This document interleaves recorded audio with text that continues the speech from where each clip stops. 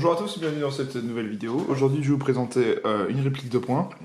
Il s'agit du Colt 911 de la série Railgun de chez Cybergun. Alors, le Colt 911 de la série Railgun, c'est très simple. Vous savez, c'est les 4 versions modernisées du 1911 classique de chez KWC Cybergun. Vous avez la version full noir, noir et dual tone, c'est-à-dire la culasse polie et le reste noir.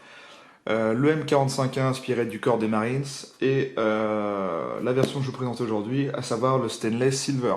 Je vous mets une image ici vers la gauche ou la droite, n'importe, pour que vous puissiez voir ces 4 répliques. Alors, comme je vous l'ai dit tout de suite, moi je vais vous présenter la version Raygun. Pour ce qui est de la boîte, c'est très simple, hein, une boîte Colt bleue. Alors moi, il faut savoir que j'ai pas du tout eu la même que certains youtubeurs que j'ai pu voir sur YouTube. Les youtubeurs avaient une boîte noire avec une photo de la réplique. Sur la boîte, on a notamment les descriptifs techniques de la réplique et des précautions d'emploi. À l'ouverture, vous trouverez, alors ça c'est une facture mais vous ne l'aurez pas vous, vous trouverez une notice d'utilisation de la réplique, hein, tout à fait classique à Cybergun, avec le français notamment, voilà. Une réplique emballée, la réplique emballée dans un sachet plastique mais je l'ai enlevé. La réplique qui se présente ici et évidemment un échantillon de billes, une clé Allen et un adaptateur pour silencieux. Alors pour revenir à la réplique, on va s'attarder un peu à la réplique. Donc voilà, c'est une réplique de 1911 modernisée comme je vous l'ai dit tout à l'heure. Elle fonctionne à CO2. Donc c'est le fabricant, c'est KWC et c'est repack par Cybergun. Pour les marquages, on a quelque chose de très bien fait. Vous avez notamment ici Government Colt Automatic Calibre 45, pardon. Le logo Colt ici avec le cheval cabré. Et de l'autre côté, des marquages un peu fantaisistes, un Colt Railgun, un numéro de série, le petit F pour montrer que c'est factice, et Made in Taiwan, et calibre 6 mm. Donc ça c'est vraiment des marquages, on va dire, factices. La réplique est full métal, que ce soit la culasse, le corps, les seules parties en plastique sont les poignées. C'est une poignée grip, hein, tout simple, reproduction bois. Et le chargeur est lui aussi en métal. Ce sont des chargeurs classiques KWC Cybergun, vous savez, les mêmes qu'ils utilisent pour le 1911 Anniversary. Ils ont utilisé beaucoup de ces chargeurs, et tant mieux parce qu'on peut s'en servir sur plusieurs répliques. Et ça, c'est quelque chose de très bien vu, merci Cybergun. En ce qui concerne les caractéristiques techniques, c'est une réplique tout à fait classique. Elle fait quasiment 1 kg, donc 980 grammes, quelque chose comme ça. Elle développe 344 fps à la 0,20 g et 444 à la 0,12. Bon, moi je pense que personne joue à la 0,12, enfin bref. Pour ce qui est des sécurités, vous en avez deux. En fait, elles se complètent, hein, c'est comme ça que je les appelle.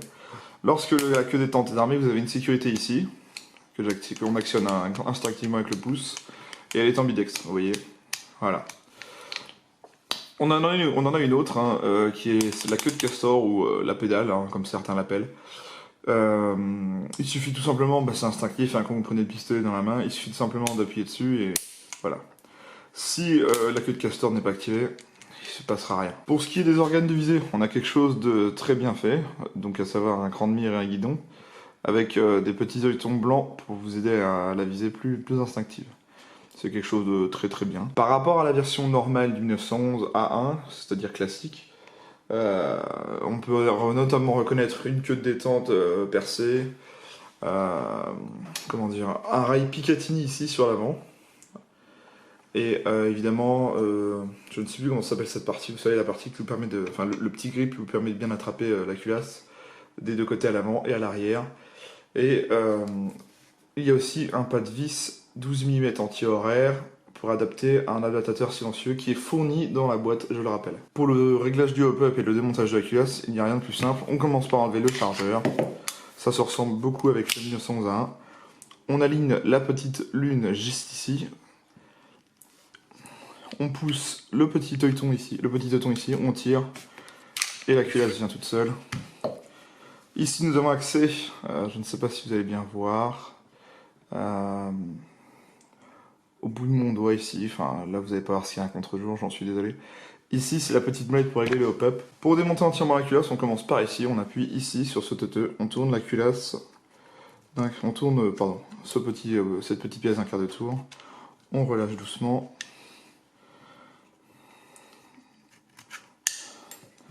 Ensuite, on tire ceci. Voilà, le ressort vient. Cette petite partie là aussi.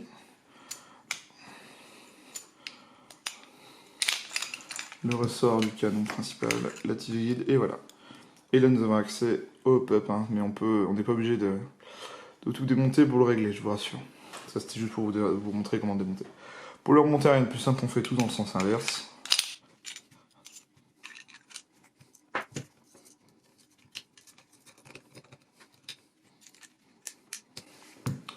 Et voilà, votre culasse est entièrement remontée. Pour remonter la culasse sur la réplique, c'est très simple, on fait tout simplement coulisser sur les rails. On appuie sur ce toto ici. On réaligne la culasse avec l'espèce de cran 2001, juste ici. Et on vérifie que tout est bien remonté. Alors, ces répliques de points KWC Cybergun ont toujours bien fonctionné. Je me rappelle qu'avant, j'avais la version 1911 à Anniversary.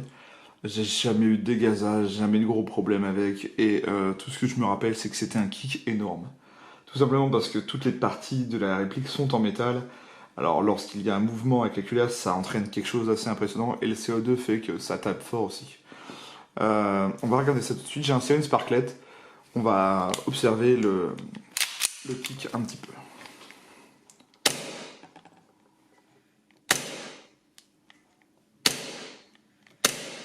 Ouais, ça tape vraiment, vraiment fort. C'est quelque chose d'hallucinant quand même. Ouais, c'est vraiment... ça tape vraiment, vraiment fort. Hein. C'est un kick assez impressionnant. C'est... Comme je le disais tout à l'heure, la sécurité fonctionne.